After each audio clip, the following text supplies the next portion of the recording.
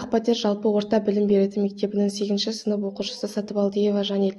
Мен оқыған 30 кітап байқауының оқыған кітабым Ескендір поэмасы. Абайдың гуманистік ойын тереңірек байқататын туындылардың бірі. Ескендір шығыста Ескендір Зұлқарнайын деген атпен, ал Еуропада Александр Македонский деген атпен белгілі.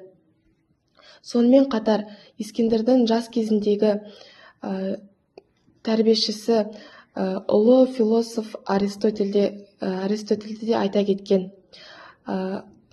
Аристотель адам бойындағы жаман қасиеттер тойымсыздықтың кесірінен болады дейді. Оған қарсы болатын әділдік пен мейірімділік.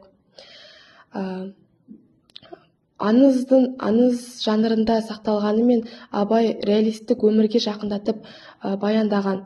Бұл уақиғада әділеттік пен әділетсіздіктің бетпе-бет кездесуі мен адам өміріндегі теңсіздіктер байқалған.